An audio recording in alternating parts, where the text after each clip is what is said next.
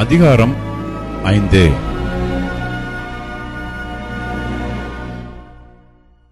இப்பொழுது நான் என் நேசரிடத்தில் அவருடைய திராட்சைத் தோட்டத்தை குறித்து என் நேசருக்கேற்ற ஒரு பாட்டை பாடுவேன்.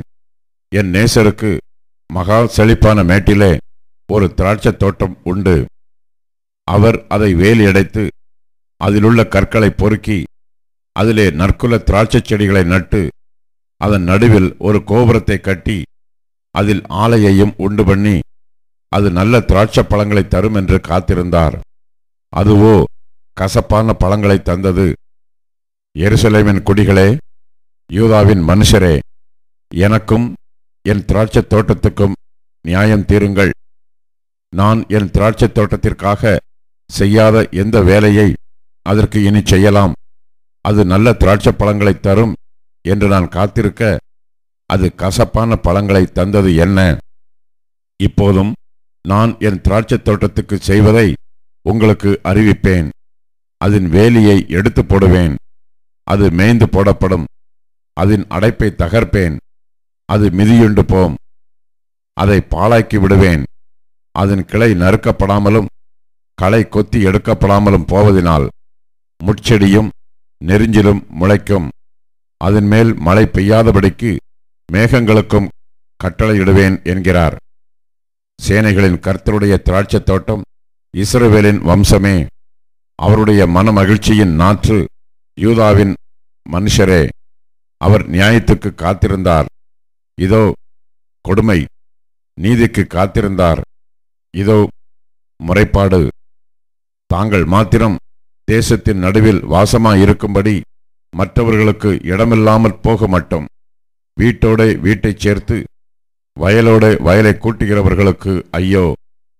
சேனைகளின் கர்த்தர் என் செவி கேட்கச் சொன்னது மெய்யாகவே அந்த திரளான வீடுகள் பாழாகும்.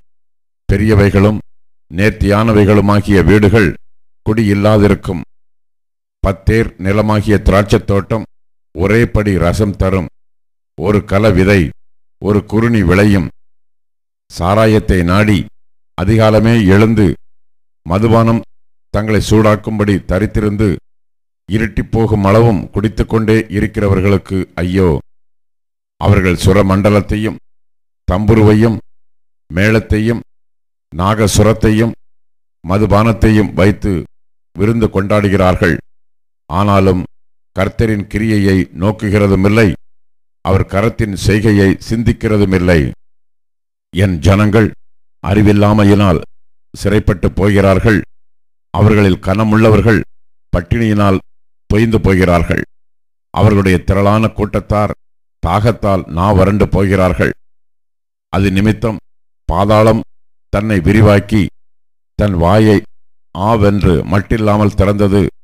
அவர்கள் மகிமையும் அவர்கள் திரள் கூட்டமும் அவர்கள் ஆடம்பரமும் அவர்களில் களி கூறுகிறவர்களும் அதற்குள் இறங்கி போவார்கள். சிறியவன் தாழ்த்தப்படுவான், பெரியவனும் தாழ்ச்சி அடைவான். மேட்டிமையானவர்களின் கண்கள் தாழ்ந்து போம்.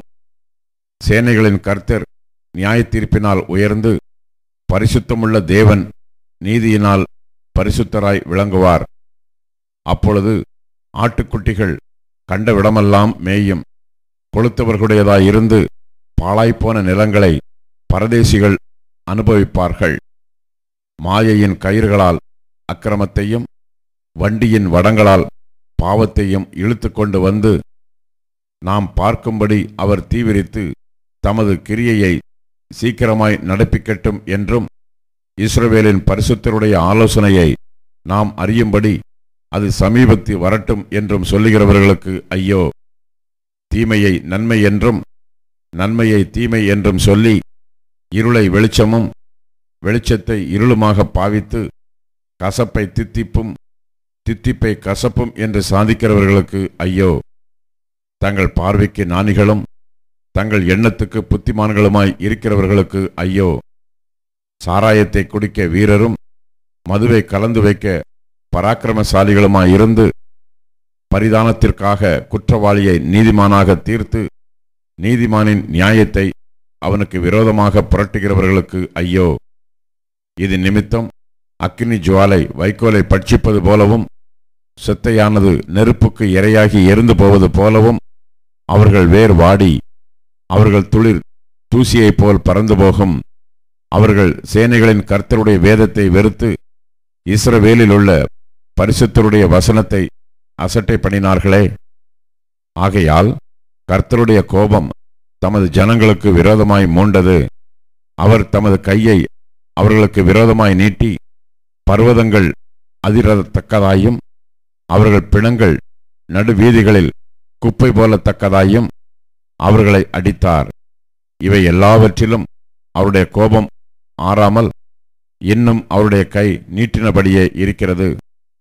அவர் தூரத்திலுள்ள ஜாதியாருக்கு ஒரு கொடியை ஏற்றி அவர்களை பூமியின் கடையாந்திரங்களில் இருந்து பயில் காட்டி அழைப்பார். அப்பொழுது அவர்கள் தீவிரமும் வேகமுமாய் வருவார்கள். அவர்களில் விடாய்த்தவனும் இடறுகிறவனும் இல்லை, தூங்குகிறவனும் உறங்குகிறவனும் இல்லை. அவர்களில் ஒருவனுடைய இடுப்பின் கச்சை அவிழ்வதும் பாதரட்சைகளின் வார் அருந்து போவதும் இல்லை.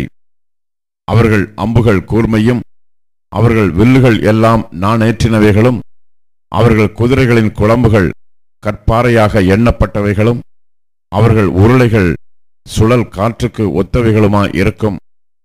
அவர்கள் கெர்ச்சிப்பு சிங்கத்தின் கெர்ச்சிப்பு போல் இருக்கிறது. பால சிங்கங்களைப் போல கெர்ச்சித்து உரிமை இரையை பிடித்து தப்புவிக்கிறவன் இல்லாமல் அதை எடுத்துக்கொண்டு போய் விடுவார்கள். அந்நாளில் சமுத்திரம் இறைவது போல் அவர்களுக்கு விரோதமாய் இறைவார்கள். அப்பொழுது தேசத்தை பார்த்தால் இதோ அந்தகாரமும் வியாகுலமும் உண்டு. அதன் மேகங்களினால் வெளிச்சம் இருண்டு போம்.